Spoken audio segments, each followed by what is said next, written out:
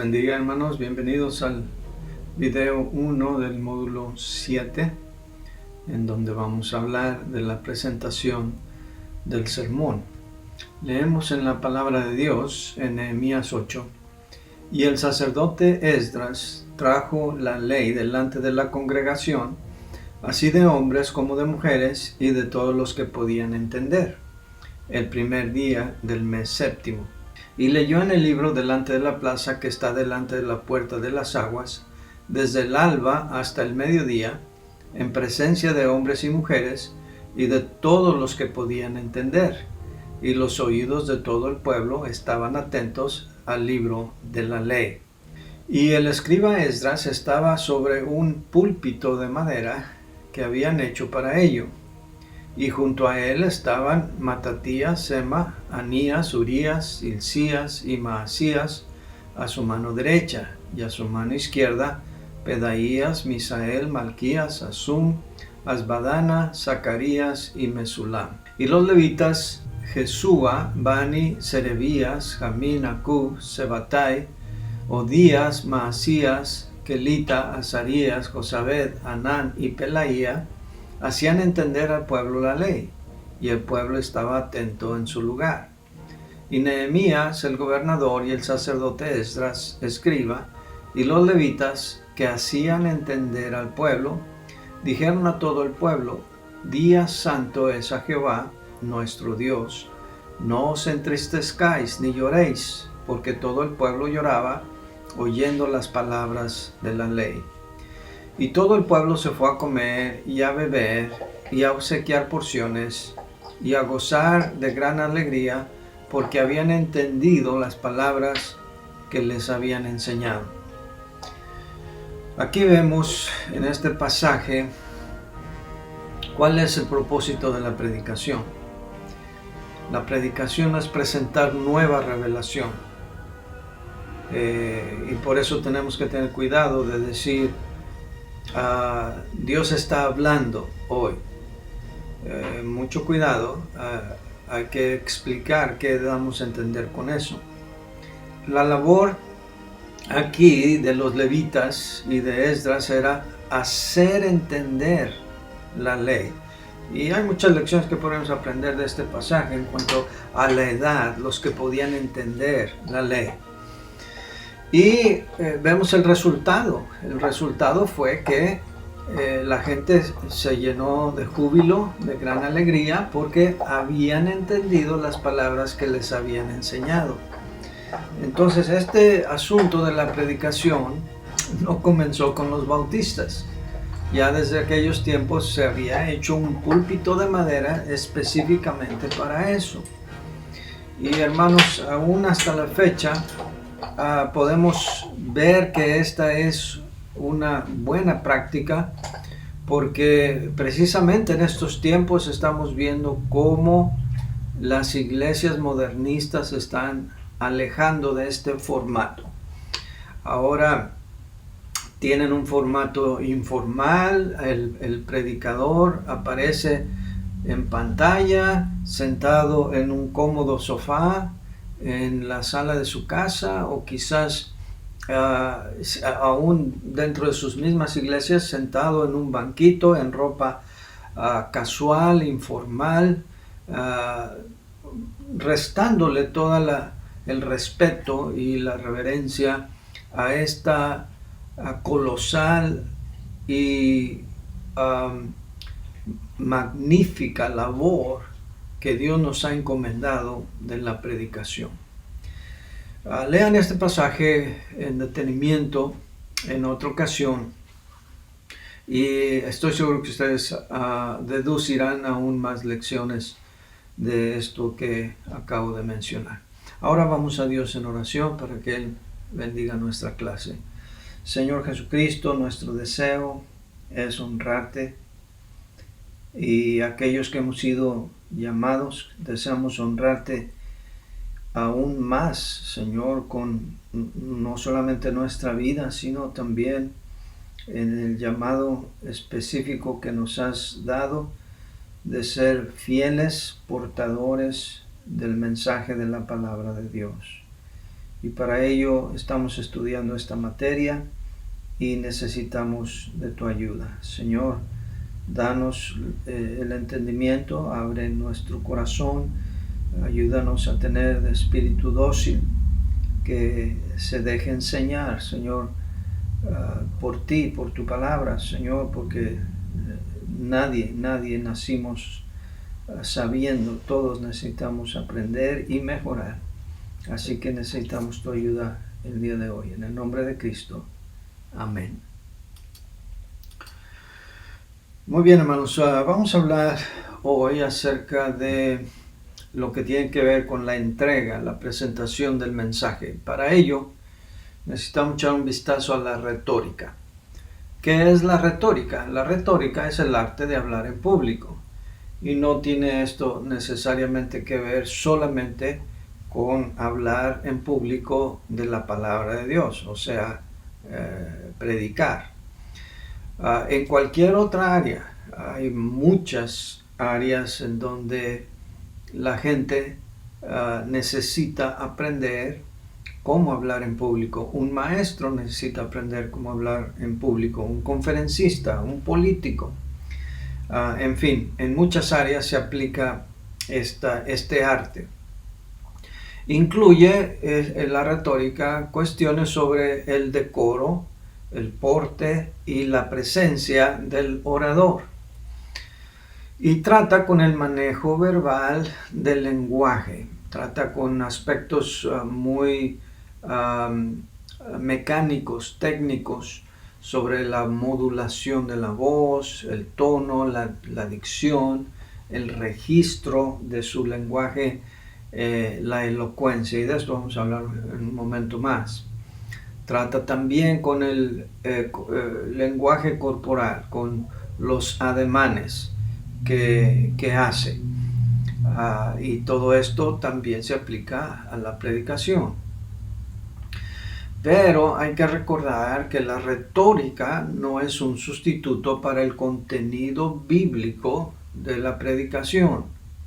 La homilética, que es lo que hemos venido estudiando, es la preparación de un buen sermón. Y cuando digo un buen sermón, quiere decir todo lo que un buen sermón incluye, que sea bíblico, que sea fiel a las escrituras, que sea bien elaborado hermenéutica y homiléticamente y doctrinalmente, que lleve un orden, etcétera, etcétera. Todo lo que hemos estado aprendiendo aquí. De eso se trata la homilética. La retórica es una herramienta para ayudarnos a transferir nuestro mensaje que preparamos en privado, en nuestro estudio, en nuestro despacho, la oficina, la mesa de la cocina, donde sea que lo haya preparado, para llevarlo y presentarlo al público, a la audiencia o a la iglesia. Entonces la retórica es solamente una herramienta. Piense en la retórica como el paquete, la envoltura del regalo. Lo importante es lo que va adentro, no tanto la envoltura, pero aún así el mensaje tiene que tener una presentación, tiene que llevar algo con lo cual se pueda transferir, transmitir, entregar a sus destinatarios. Ahora, la retórica no es un sustituto para predicar en el poder del Espíritu Santo. Y eso lo que quiere decir, obviamente, es que la retórica no va a suplir la carencia de la unción y el poder del Espíritu Santo. No es eso, no tiene nada que ver una cosa con la otra, porque fácilmente muchos podrían decir, bueno, entonces teniendo muy buena retórica ya podemos prescindir del Espíritu Santo. No estoy diciendo eso. Pero precisamente por el exceso y el error de la otra posición extremista, de personas que piensan, yo no necesito un bosquejo, yo no necesito preparar un mensaje, todo lo que necesito es al Espíritu Santo, y hasta son bíblicos, ¿verdad? Dicen, porque la Biblia dice que en ese momento se nos dará lo que habremos de decir. No, eso es solamente una excusa burda fundamentada en la holgazanería, para no hacer el trabajo arduo que requiere hacer un buen sermón. Dios inspiró su palabra. El Espíritu Santo nos ilumina para entenderla.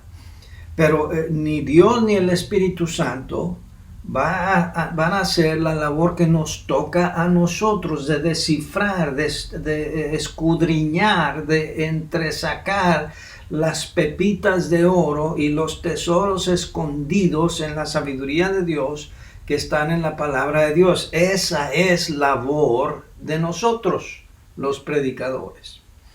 Entonces, la retórica no es solo más que un platillo, una charola en la que vamos a presentar el suculento platillo que, si hemos hecho bien nuestro trabajo, que Dios nos ha dado para entregar al auditorio. Eso es la retórica. Entonces, ni la homilética ni la retórica son sustitutos para buscar la unción de lo alto. Entonces, no porque yo tenga un mensaje homiléticamente bien preparado, y no porque yo sea muy hábil en la declamación, en la retórica, quiere decir que Dios va a bendecir el mensaje. No, para nada. No son sustitutos para la unción de lo alto. Pero, sin embargo, el Espíritu Santo no honra la indolencia, ni en la preparación del sermón, ni en su presentación.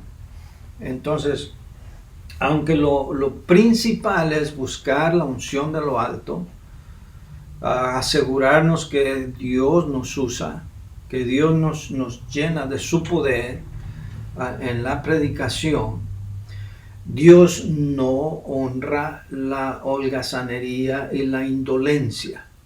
Yo aún así tengo que hacer mi trabajo, tengo que encerrarme a estudiar, a prepararme, a buscar la dirección de Dios, la mente de Dios en su palabra. Y ya que haga mi trabajo en privado, tengo que también asegurarme que voy a hacer el trabajo correspondiente de presentar ese sermón públicamente de una manera que honre a Dios y que no retraiga de la atención, para que el Espíritu Santo utilice ese sermón que me llevó horas en preparar, para que el oyente escuche la voz de Dios y reciba el mensaje de la palabra de Dios.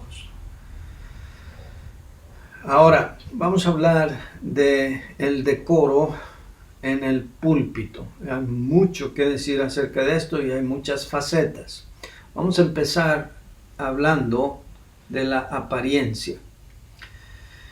La apariencia del predicador debe ser de tal manera que se presente con limpieza y pulcritud, bien aseado, bien arreglado su cabello, la ropa bien presentable, las camisas, el traje, el saco, la corbata, el pantalón bien planchados, y no confundir la limpieza y la pulcritud con lujo. No estoy hablando de vestir con lujos, no es eso de lo que estoy hablando. Estoy hablando de que si un banquero, si un político, si un maestro, bueno, ya los maestros no tanto, si alguien que va a presentarse, por ejemplo, en la ONU, a dar un discurso, se presenta de acuerdo a la dignidad que requiere la ocasión y el público, cuánto más nosotros para presentarnos en público, representando como embajadores que somos del reino celestial a personas, algunas simpatizantes, otras indiferentes y otros antagónicos al Evangelio.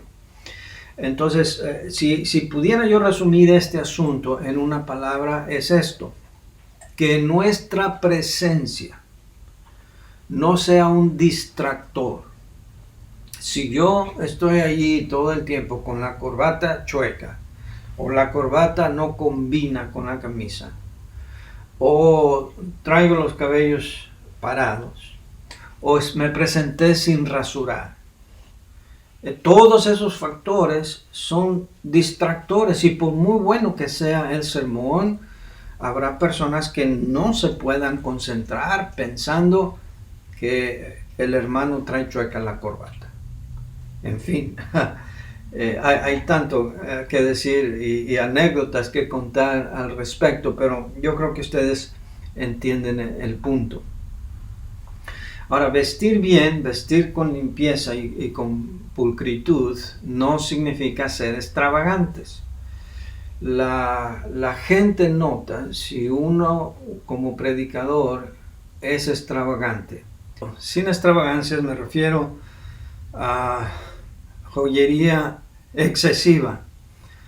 Yo, por ejemplo, no utilizo nada de joyería excepto mi reloj, que no es realmente un artículo de joyería, solamente una herramienta, y mi anillo de casado. Eso es todo. No digo que sea pecado usar más joyería. El punto que estoy diciendo es: necesitamos evitar las mayores distracciones. Si yo me cuelgo aquí algún adorno, una cadena, o traigo en las muñecas cadenas y pulseras y cosas así, algunas que definitivamente creo que no son para un varón, y otras que van a dar un mensaje equivocado. Entonces, entre más sencillez, pero con decoro, vista yo, seré menos distractor para el mensaje que quiero presentar. El púlpito, hermanos, es un lugar donde debe haber seriedad y reverencia. Y seriedad no quiere decir que no pueda haber un humor limpio y sano, aunque no se recomienda que se busque. Ya mencionamos esto. Hay quienes son entretenidos y disfruta uno escucharles, y tienen un humor natural. Spurgeon tenía este don natural. En una ocasión, incluso una hermanita ya anciana, al final de uno de los cultos de predicación, fue y se acercó y le dijo: Pastor Spurgeon, realmente me avergüenzo de todo el humor que usted utiliza en sus mensajes. Y el hermano, con mucha paciencia y consideración, le dice: ay, hermanita, si usted supiera todo lo que yo resisto en decir que no digo, estaría usted orgullosa de mí. Y aún en esta expresión se denota la habilidad natural de ser entretenido, agradable y con un tono o toque de humor que no es falto de reverencia. Pero sí, hermanos, en algunos círculos encontramos que no es así. Por un lado, ya hablé de la falta de decoro de muchas iglesias modernistas, en donde el predicador trae cabello largo, trae un aretito aquí, viene con zapatos tenis o pantalones de mezclilla, playera o camisa, no representa, no refleja que tuviera muy en serio ni el lugar ni su mensaje. Pero por otro lado, hay otros que rayan en lo profano. Mire, dice 1 Timoteo 3:15, si gustan buscarlo en su Biblia, yo se lo cito aquí. Dice, para que si tardo sepas cómo debes comportarte, conducirte en la casa de Dios, que es la iglesia de Dios, columna y baluarte de la verdad. Entre algunos círculos, especialmente fundamentales bautistas, con la excusa de que es el cuerpo del cristiano, el templo del Espíritu Santo y no el edificio donde nos congregamos, rayan en mucha irreverencia y en mucho escándalo y en mucha disolución, gritando cosas que no deben de gritar, haciendo escándalos, chiflando, y los pastores incluso en el púlpito utilizando palabras burdas, altisonantes y hasta groseras. Algunos tienen la idea de que predicar duro contra el pecado es ser soez y ser vulgar. No, mis hermanos. En una ocasión escuché a un predicador, y perdonen que me use esta expresión, este predicador dijo que no debería uno tomar cerveza, porque el que toma cerveza se está tomando, y disculpen esta expresión, los orines del diablo. Primero, en cuanto a esa expresión, eso no se debería usar en el púlpito. Es falta de respeto a Dios, falta de respeto a la congregación, falta de respeto al lugar. Mas Jehová está en su santo templo, calle delante de él toda la tierra, y sean tus palabras pocas. Muchos pasajes podríamos citar aquí. Por otro lado, no es cierto, no es bíblico. ¿Dónde dice eso la Biblia? Que eso de tomar el desecho líquido fisiológico del diablo es la cerveza. En ninguna parte de la Biblia. Pero eso en ciertos círculos lo toman como predicar fuerte, duro contra el pecado. No, mis hermanos, el púlpito, la iglesia, aunque el cuerpo del cristiano es el templo del Espíritu Santo, también cuando la iglesia está reunida, es el templo de Dios también. Es la casa de Dios. Lea 1 Timoteo 3:15. El porte y el trato del tema de parte del pastor deben ir acorde al lugar y a la congregación. No se olvide de eso. Es verdad que necesitamos buscar ganarnos la confianza, la atención del público, especialmente de los que traen una actitud adversa hacia la palabra de Dios, pero no hay que diluir, no hay que bajar de la dignidad ni del mensaje, ni de la manera como se presenta el mensaje. Es un lugar solemne, sagrado, de reverencia, el púlpito, y se debe tratar de esa manera. Ahora vamos a hablar acerca del lenguaje corporal. La manera como uno se desenvuelve en el púlpito con su lenguaje corporal debe ser coherente con el mensaje. En otras palabras, los movimientos, los gestos, los ademanes que utiliza uno con las manos, con los hombros, uno se encoge de hombros, y todo el movimiento del cuerpo debe de ir acorde con el mensaje.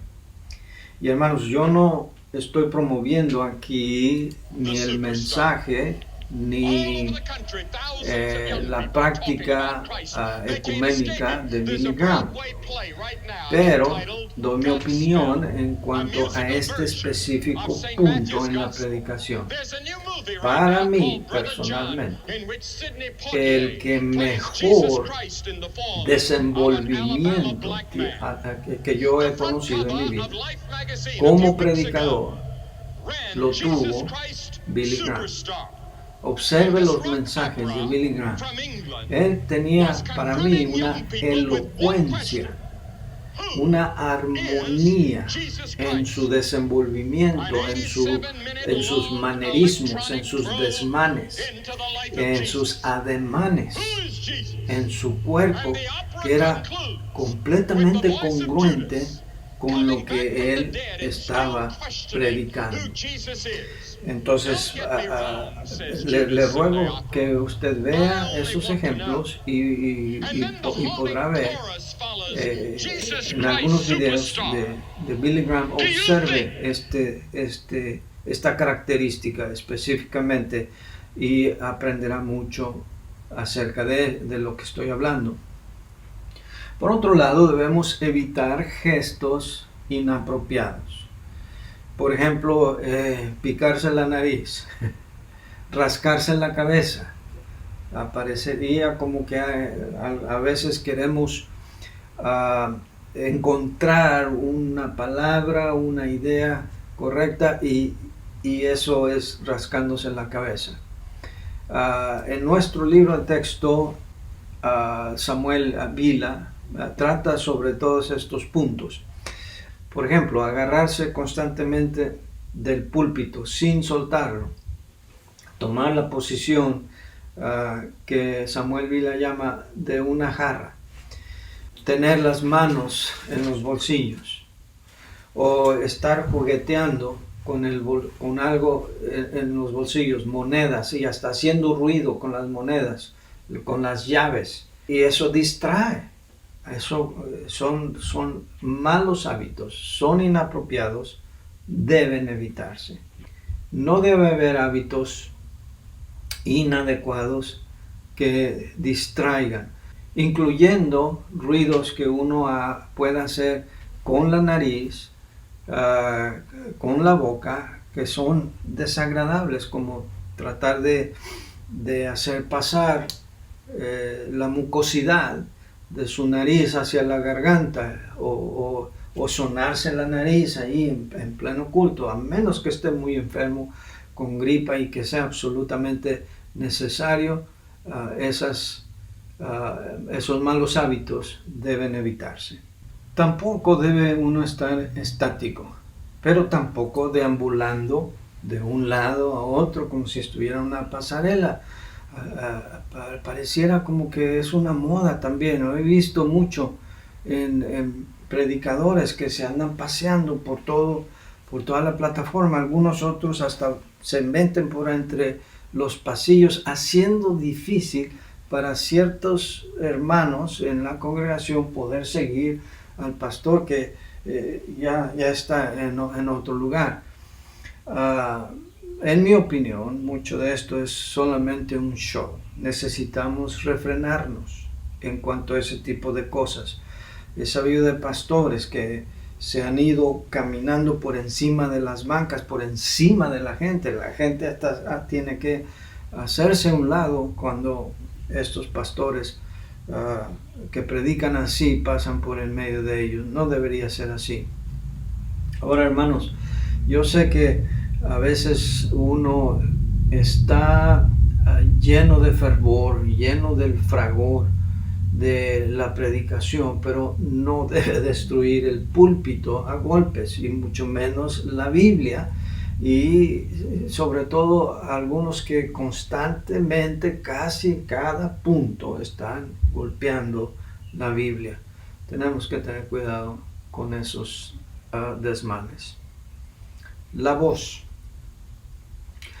Uno debe ser elocuente. En cuanto a elocuencia me refiero, hermanos, a dominar nuestro idioma.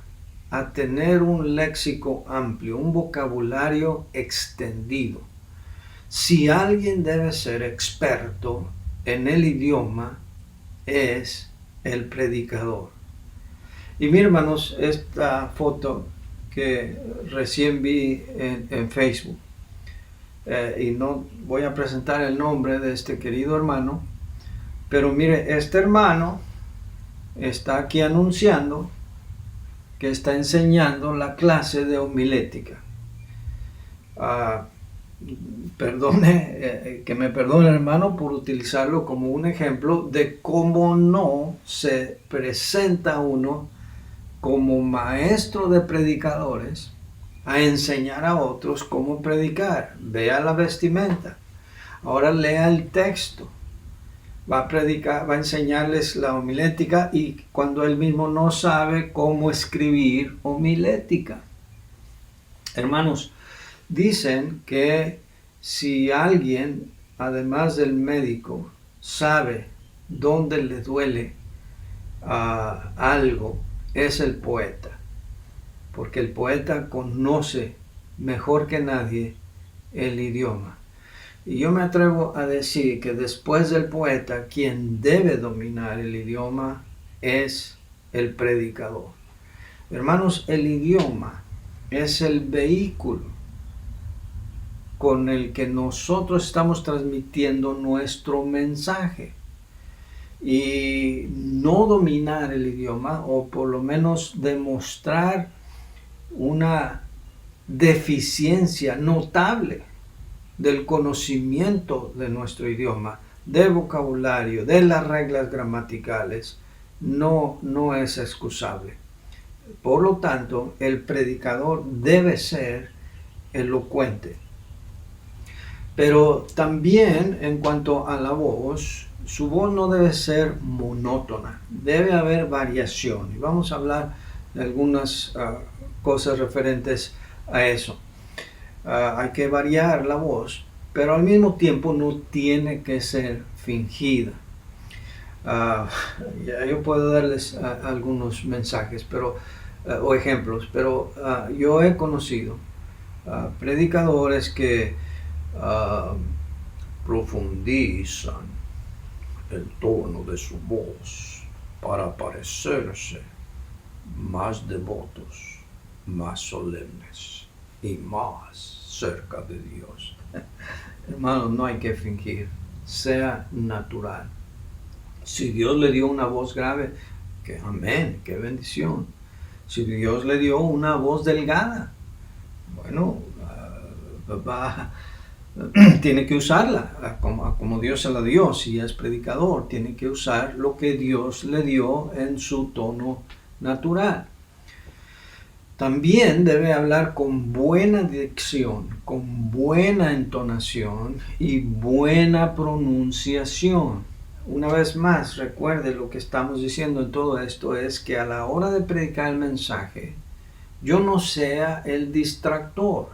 Si yo no pronuncio bien las palabras, si no doy buena entonación a mis frases, si no puedo ni siquiera pronunciar algunas palabras de la Biblia o esos nombres difíciles en la Biblia, entonces necesito practicar. Necesito observar los signos de puntuación. Y necesito que alguien, si no es su esposa, alguien que lo ame a uno suficientemente para que le haga ver en qué áreas necesita uno mejorar en estas cosas. Y por supuesto, no usar muletillas. En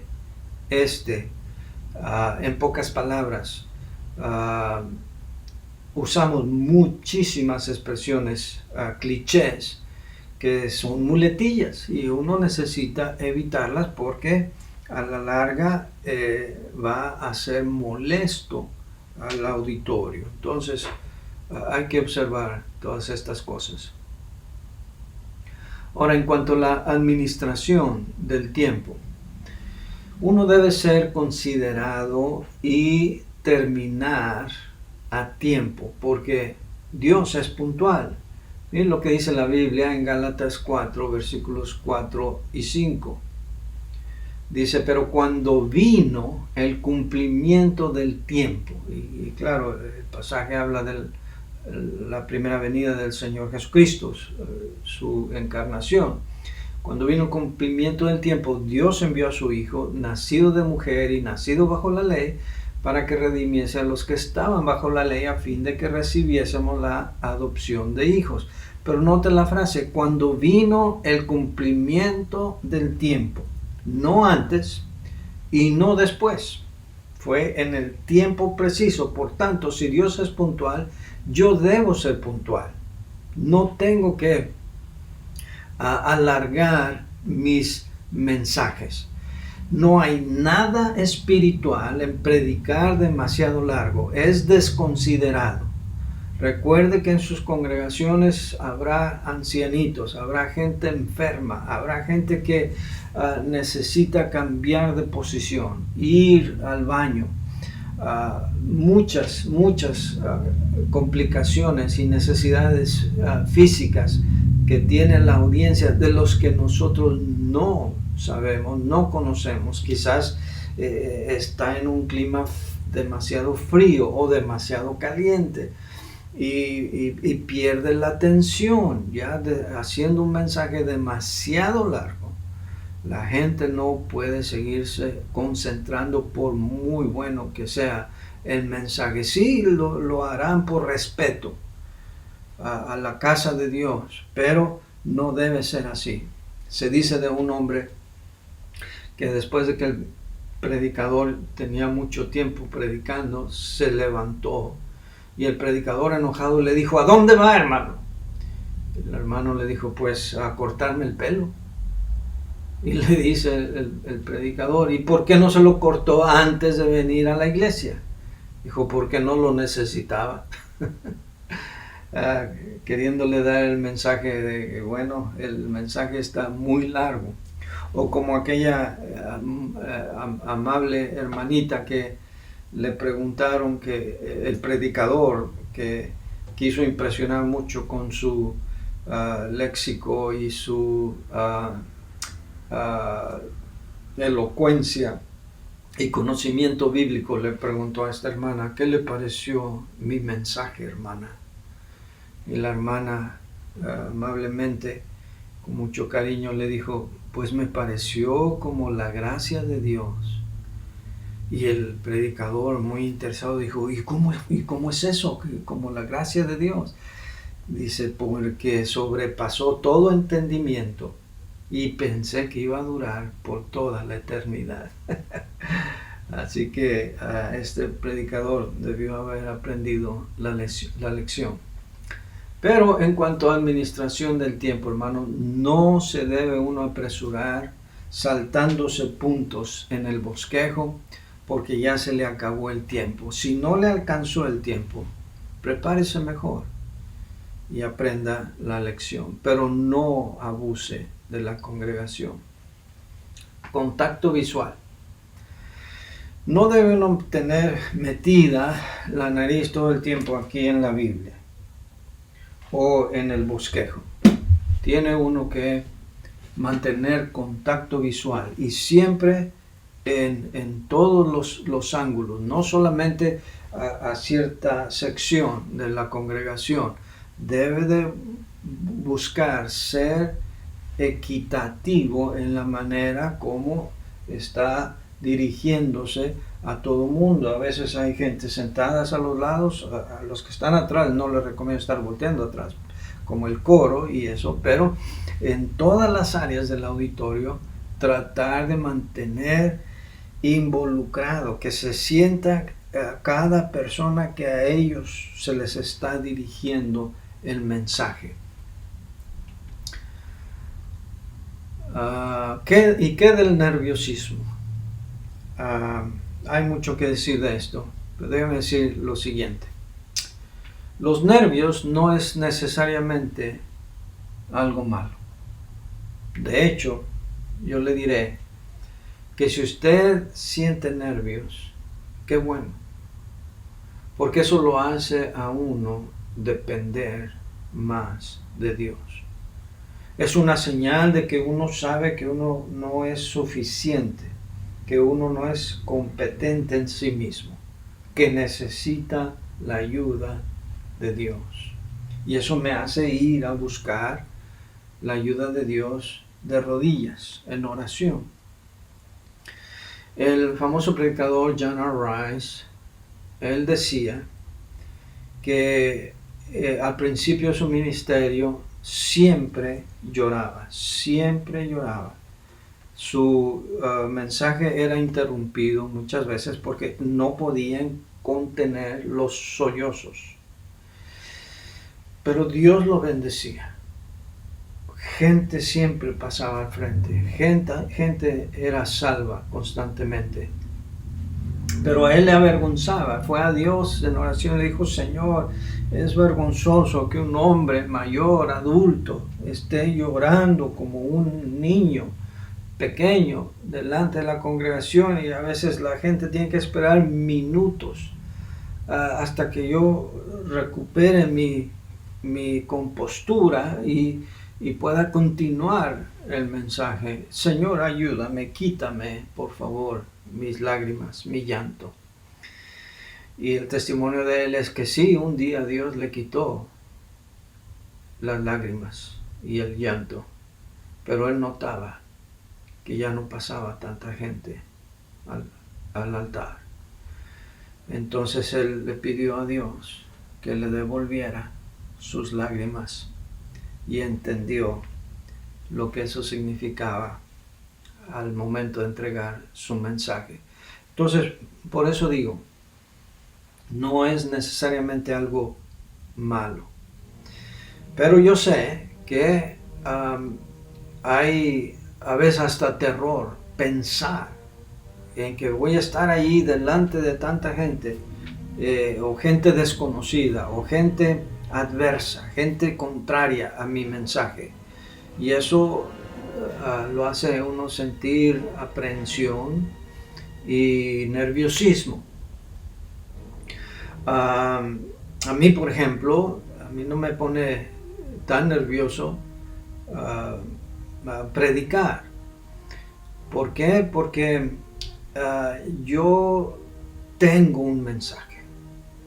Y cuando uno tiene un mensaje ardiendo en sus huesos, uno no se va a preocupar de cómo lo van a ver a uno.